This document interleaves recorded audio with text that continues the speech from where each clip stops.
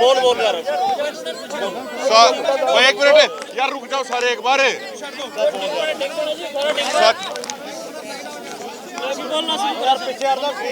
सारे सारे यार एक मिनट रुक जाओ यार एक बार भाई।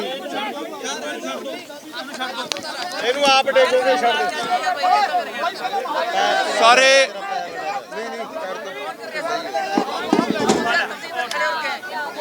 छेड़ो यार, ਇਹਨਾਂ ਦਾ ਹੀ ਬੰਦਾ ਵਾ ਥੋੜਾ रुक जा यार एक। चलो बोल यार, साथियों साथियों आज रुक जाओ यार एक बार। तेरा भी कर ਐਵੇਂ ਚੜੀ ਜਾਣਾ ਤੁਹਾਡੇ ਦੱਸੋ रुक जा एक बार। ਕੀ ਹੋ ਗਿਆ अरे रुक जा यार रुक ਇਹ ਤਾਂ ਦਬਕੇ ਖਾਣਾ ਹੀ ਦਿੱਤਾ रुक जा यार, रुक जा एक बार। ਕਿੰਨੇ ਬਾਈਟ ਕਿੰਨੇ ਦਿੱਤੀ ਆ? रुक जाओ एक मिनट एक मिनट एक मिनट एक मिनट एक मिनट ਬਾਈਟ ਦਿੱਤੀ ਕਿੰਨੇ ਆ? एक मिनट एक मिनट ਐਵੇਂ ਕਹਿੰਦਾ ਬੋਲੀ ਜਾਂਦਾ ਹੈ। एक मिनट और एक मिनट यार एक। साथियों आज केंद्र सरकार के मंत्री, पंजाब सरकार के मंत्री और अन्य अधिकारियों के साथ दोनों मोर्चों के 28 सदस्यीय डेलीगेशन की बैठक हुई।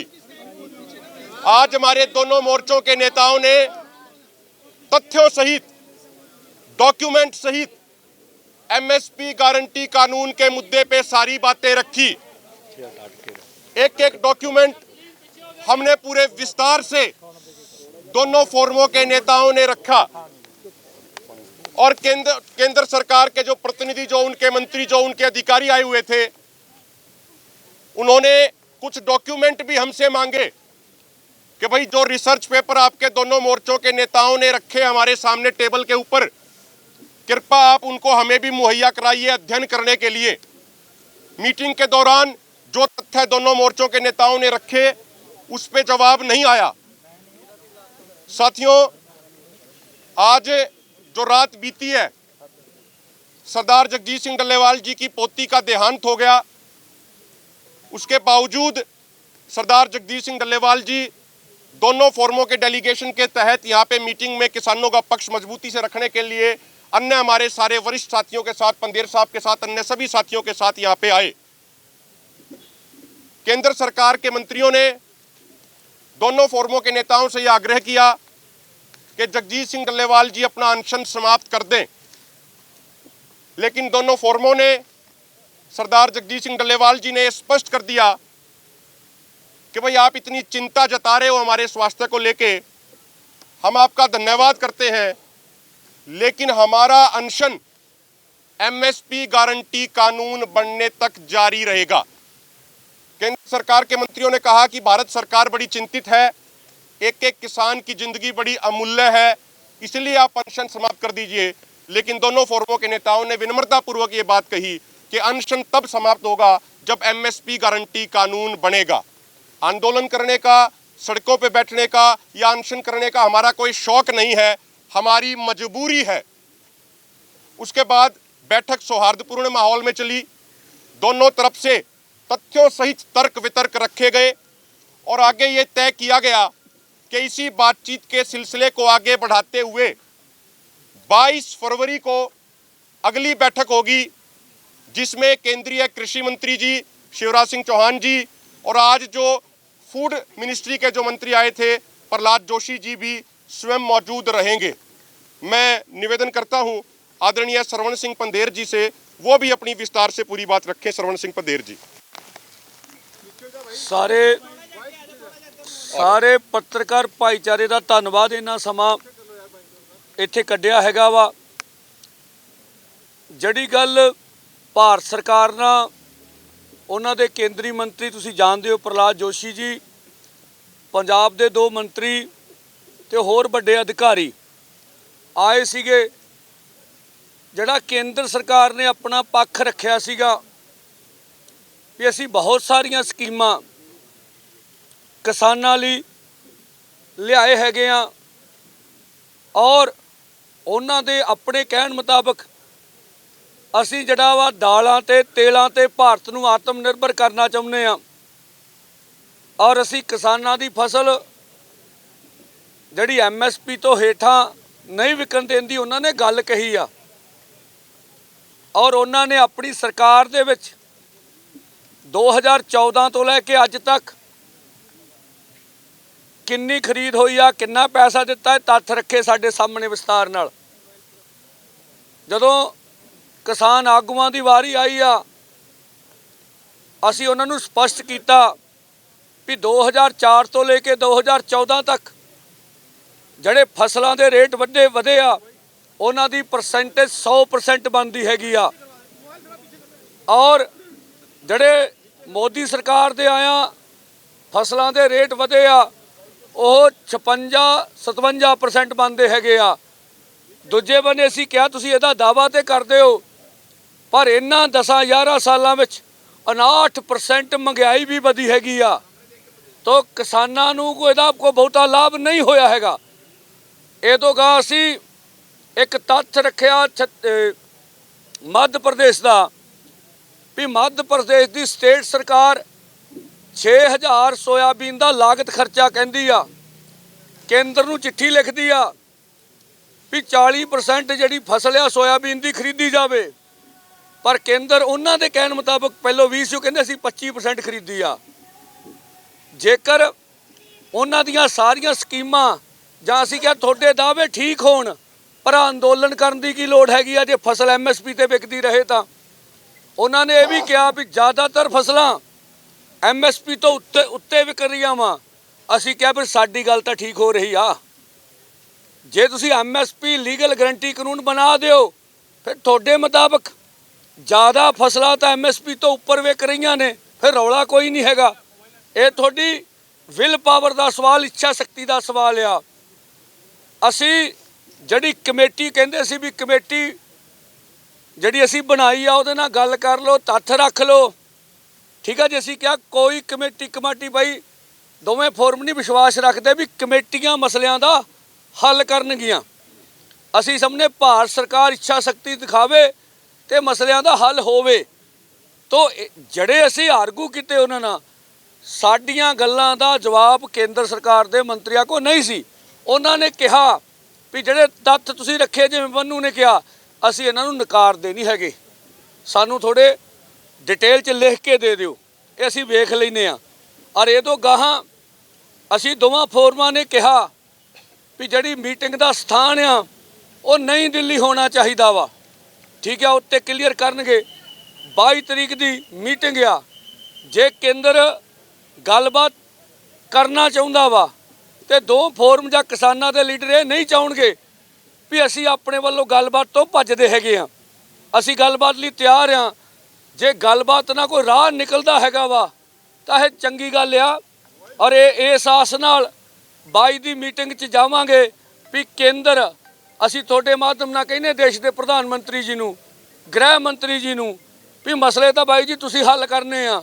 ਔਰ ਤੁਸੀਂ ਜ਼ਰੂਰ ਜਿਹੜਾ ਅਗਲੀ ਮੀਟਿੰਗ ਹੋਵੇ ਇਸ ਆਸ ਨਾਲ ਅਸੀਂ ਜਾਈਏ ਵੀ ਕਿਸਾਨਾਂ ਦੇ ਮਸਲਿਆਂ ਦਾ ਹੱਲ ਹੋਵੇ। ਅਸੀਂ ਅੱਜ ਜਿਵੇਂ ਕਿਸਾਨ ਸਾਡੇ ਅੰਦੋਲਨਾਂ 'ਚ ਸ਼ਹੀਦ ਹੋਏ ਆ, ਜਿਵੇਂ ਜਥਿਆਂ ਦੇ ਰੂਪ ਵਿੱਚ ਕਿਸਾਨ ਅੱਗੇ 45 ਜ਼ਖਮੀ, ਪਹਿਲੇ ਮਾਹੌਲ ਦੇ ਵਿੱਚ 433 ਕਿਸਾਨ ਜ਼ਖਮੀ, ਅੱਖਾਂ ਗਈਆਂ ਵਾ, ਸਾਡਾ ਸ਼ਹੀਦ ਸੁਭਕਰਨ ਸਿੰਘ ਸ਼ਹੀਦ ਹੋਇਆ ਵਾ। ਇਹ ਸਾਰੀਆਂ ਗੱਲਾਂ ਔਰ ਜੋ ਸਾਨੂੰ ਸੰਤਾਪ ਭੋਗਣਾ ਪਿਆ, ਉਹਦੇ ਕਰਕੇ ਅਸੀਂ ਫੈਸਲਾ ਕਰਕੇ ਗਏ ਸੀ ਵੀ ਤੁਹਾਡਾ ਚਾਹ ਪਾਣੀ ਤੇ ਪ੍ਰਸ਼ਾਦਾ ਨਹੀਂ ਛਕਾਂਗੇ। ਇਸ ਕਰਕੇ ਅਸੀਂ ਆਪਣਾ ਪ੍ਰਸ਼ਾਦਾ ਮੰਗਾਇਆ ਸੀਗਾ ਔਰ ਉਹ ਛਕਿਆ ਹੈਗਾ ਵਾ। ਅਸੀਂ ਰੋਸ ਜ਼ਾਹਰ ਕੀਤਾ ਉਹਨਾਂ ਸਾਹਮਣੇ।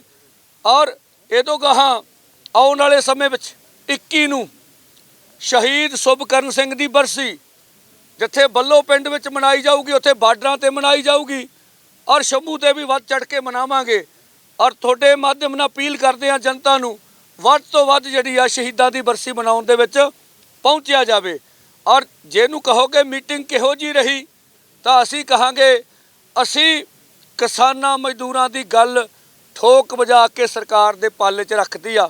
ਹੁਣ ਸਰਕਾਰ ਇਹਦਾ ਅਗਲੀ ਮੀਟਿੰਗ 'ਚ ਕੀ ਜਵਾਬ ਦਿੰਦੀ ਆ, ਕੀ ਗੱਲ ਕਰਦੀ ਹੈ, ਉਹ ਦੱਸਣਗੇ जो गलबात हुई सी। देखिए, हमारा ये मानना है, दोनों मोर्चों के नेताओं का, किसानों का मानना है कि मुद्दों का समाधान बातचीत से ही होना है। ना तो हम पहले कभी बातचीत से भागे, 4 दौर की मीटिंगें हुई, एक एक तथ्य दोनों मोर्चों के नेताओं ने बड़ी मजबूती से रखा और आज भी जो मीटिंग हुई उसमें भी बड़ी मजबूती से रखा। सौहार्दपूर्ण माहौल में बातचीत हुई है और हम उम्मीद करते हैं कि 22 तारीख को हमारे देश की केंद्र सरकार पार्लियामेंट की परमानेंट कमेटी ऑन एग्रीकल्चर की रिपोर्ट का सम्मान करते हुए, किसानों की भावनाओं का सम्मान करते हुए एमएसपी गारंटी कानून बनाने का ऐलान करे। हमने आज मंत्रियों के सामने ये भी तथ्य रखे कि पूरे देश को कुछ लोग भ्रमित करते हैं ये कह के कि एमएसपी गारंटी कानून पे 17 लाख करोड़ का खर्चा आ जाएगा, 18 लाख करोड़ का खर्चा आ जाएगा। तथ्यों सहित हमने बताया कि किस तरीके से ये आंकड़े गलत हैं और बहुत सारी रिपोर्ट, बहुत सारे एग्रीकल्चर साइंटिस्ट की रिसर्च ये कहती है, दोनों मोर्चों की रिसर्च की टीम ये कहती है कि 25 से 30 हजार करोड़ रुपया सालाना के खर्चे पे देश के किसानों के लिए एमएसपी गारंटी कानून बनाया जा सकता है। और उस समय हमें यह भी ध्यान रखना चाहिए कि पिछले 4 सालों में जितना बजट फाइनेंस मिनिस्ट्री ने एग्रीकल्चर मिनिस्ट्री को दिया, 4 सालों का अगर टोटल जोड़े तो फाइनेंशियल ईयर हर साल पूरा होने पे टोटल मिला के 1 लाख करोड़ रुपया एग्रीकल्चर मिनिस्ट्री ने वापस फाइनेंस मिनिस्ट्री को भेज दिया, वो खर्च नहीं किया। तो वो 1 लाख करोड़ रुपया मोर देन सफिशिएंट था एमएसपी गारंटी कानून बनाने के लिए। केंद्र सरकार के मंत्रियों ने और भी तर्क दिए कैसे ऑयल सीड्स पे काम कर रहे हैं, पल्सिस पे काम कर रहे हैं, लेकिन दोनों मोर्चों के नेताओं ने सवाल उठाया कि अगर पल्सिस के मामले में हम सही में आत्मनिर्भर हो गए तो अभी कुछ दिन पहले 20,000 टन दाल अर्जेंटीना ब्राजील से क्यों मंगवानी पड़ी, 31,172.9 करोड़ की दाल बाहर से क्यों मंगवानी पड़ रही है, 1,41,000 करोड़ का एडिबल ऑयल क्यों मंगवाना पड़ रहा है। तो सारे तथ्यों पे सकारात्मक तौर पे सौहार्दपूर्ण माहौल में चर्चा हुई है और हम उम्मीद करते हैं हमारी मांगे जल्द से जल्द पूरी होंगी। एक पॉइंट ਜਿਹੜਾ मैं ਤੁਹਾਨੂੰ ਦੱਸਦਾ ਤੁਹਾਨੂੰ ਤੱਥ ਆ ਜਾਣ, ਅਸੀਂ ਕਿਹਾ ਸੀ ਵੀ ਜਲਦੀ ਤੋਂ ਜਲਦੀ ਜੇ ਸਰਕਾਰ ਉਹਨਾਂ ਦਾ ਪ੍ਰਸਤਾਵ ਸੀ ਅਸੀਂ ਗੱਲਬਾਤ ਕੰਟੀਨਿਊਟੀ ਰੱਖਣਾ ਚਾਹੁੰਦੇ ਆ ਵੀ ਜਲਦੀ ਮੀਟਿੰਗ ਕਰਾਓ। ਅਸੀਂ ਕਿਹਾ ਸੀ 1 ਸਾਲ ਨਾਲ ਜਿਹੜੇ ਤੁਸੀਂ ਸਾਨੂੰ ਰਸਤੇ ਬੰਦ ਕੀਤੇ ਹੈਗੇ ਆ ਉਹਦੇ ਨਾਲ ਪੰਜਾਬ ਦੇ ਵਪਾਰੀਆਂ ਦਾ, ਹਰਿਆਣੇ ਦੇ ਵਪਾਰੀਆਂ ਦਾ, ਆਮ ਲੋਕਾਂ ਦਾ, ਟਰਾਂਸਪੋਰਟਰ ਦਾ ਬਹੁਤ ਨੁਕਸਾਨ ਹੋ ਗਿਆ ਵਾ। ਸਾਡਾ ਸੜਕਾਂ ਤੇ ਬਹਿਣਾ ਕੋਈ ਸ਼ੌਕ ਨਹੀਂ ਹੈ, ਮਜਬੂਰੀ ਤਾਂ ਹੋ ਸਕਦੀ ਆ, ਅਸੀਂ ਆਪਣੇ ਹੱਕਾਂ ਵਾਸਤੇ ਅੰਦੋਲਨ ਕਰ ਰਹੇ ਹਾਂ, ਪਰ ਸਾਡਾ ਸ਼ੌਕ ਨਹੀਂ। ਜਿੰਨੀ ਜਲਦੀ ਕੇਂਦਰ ਸਰਕਾਰ ਨਿਬੇੜਾ ਕਰੇ ਉਨਾ ਵਧੀਆ ਹੋਊਗਾ, ਜਿਹੜਾ ਉਹਨਾਂ ਗਾੜੀ ਅਸੀਂ ਰੱਖਿਆ ਹੈਗਾ। और देखते हैं आने वाले समय में ठीक है। 22 तारीख को जो मीटिंग होगी वो दिल्ली में अगर होती है तो क्या उसमें जगजीत सिंह डल्लेवाल मौजूद होंगे, जाएंगे उसमें? देखिए, हमारे जैसा पंदेर साहब ने बताया कि हमारे दोनों मोर्चों के नेताओं ने अपनी तरफ से कहा है कि अगली बैठक नई दिल्ली में हो, क्योंकि हमारे जो दक्षिण भारत से भी किसान नेता आते हैं उनके लिए भी थोड़ा लॉजिस्टिक ठीक रहता है और पूरे देश के किसानों का ये मसला है, मात्र पंजाब हरियाणा का मसला नहीं है। अंदर मीटिंग के दौरान सरदार जगजीत सिंह डल्लेवाल जी से बात हुई, उन्होंने ये कहा कि भाई आज भी मुझे बड़ी परेशानी हुई है, 4 घंटे के सफ़र में मुझे बड़ी तकलीफ़ हुई है, लेकिन जिस तरीके से दोनों मोर्चों का फैसला है उस पर फूल चढ़ाते हुए वो कह रहे हैं मुझे और भी तकलीफ उठानी पड़ेगी, जब चंडीगढ़ आने में जो तकलीफ होगी कोई दिक्कत नहीं, नई दिल्ली जाने के लिए भी हम तैयार हैं और किसानों का पक्ष पूरी मजबूती से पूरा ठोक बजा के रखेंगे, उसमें कोई कमी दोनों मोर्चों की तरफ से नहीं आने देंगे। हाँ देखो, जी एक विषय ते MSP लीगल गारंटी कानून ते चर्चा फोकस रही आ, और जदों उन्होंने कहा भी मेरे ਜਿਹੜੇ ਕਲੀਕ ने खेतीबाड़ी मंत्री नहीं हैगे, साड़ी 3 मैंबरी कमेटी आई हुई, एक तो एग्रीकल्चर के प्रमुख ਜਿਹੜੇ सैकटरी सीगे और एक फूड एंड प्रोसैसिंग मिनिस्ट्री की कोई सीगी ऑफिसर सैकटरी सीगी, वो आए आ। तो इस करके उन्होंने जो कहा भी असी अगली मीटिंग थोड़े नाल करना चाहांगे, जदों असी MSP ते आर्गू कर ले, फिर दूजियां गल्लां उन्हां मंगां ते चर्चा नहीं हो सकी, फिर आ गल भी रह गई है। अच्छा, ये कोई फ्रेश प्रपोजल, आपने पिछला प्रपोजल है वो रिजेक्ट कर दिया था, पिछला प्रपोजल रिजेक्ट हो गया था, तो क्या फ्रेश प्रपोजल की बात की है केंद्र ने? देखिए, मैंने आपको जैसे बोला कि अभी MSP लीगल गारंटी कानून के ऊपर ही पूरी चर्चा हुई डिटेल से, 2.5 घंटे उसी पर हमने अपने आर्गू किए, उन्होंने अपनी बात की, हमने अपनी बात की। जब केंद्र के मंत्री ने कहा कि मेरे जो कृषि मंत्री हैं वो नहीं हैं, तो मैं चर्चा आपकी ठीक हो गई है, जो कुछ आपने कहा उसको भी मंथन करेंगे, हम आगे वार्ता करना चाहते हैं। तो 22 की मीटिंग निकल आई, तो अभी उस पे जो पीछे क्या बोला या क्या आगे क्या होगा इसके ऊपर चर्चा नहीं हुई। हमने एमएसपी के ऊपर जो बड़ी मांग है किसान मजदूर की, उसके ऊपर अपना पूरा आर्गू ठोक के कर लिया। देखिए, कोई भी अगर केंद्र सरकार वार्ता जारी रखती है, वार्ता में उचित फैसला होता है। हमारा सरकार से टकराने का कोई निर्णय नहीं है ना हमारा है, लेकिन ये 22 के बाद ही निर्णय कर लेंगे। ਇਹ ਸਾਫ਼ ਹੀ ਕਰ ਦਿੰਦੇ ਦੋ ਗੱਲਾਂ। ਮੀਟਿੰਗ 22 ਦੀ ਹੈ, ਪ੍ਰੋਗਰਾਮ 25 ਦਾ ਹੈ, ਉਹ ਸਟੈਂਡ ਕਰਦਾ ਹੈ। ਡੱਲੇਵਾਲ ਸਾਹਿਬ ਦਾ ਮਰਮਤ ਜਾਰੀ ਹੈ ਜਿੰਨਾ ਚਿਰ ਐਮਐਸਪੀ ਕਾਨੂੰਨ ਬਿਲਕੁਲ ठीक है, धन्यवाद जी। चल बात हो गया।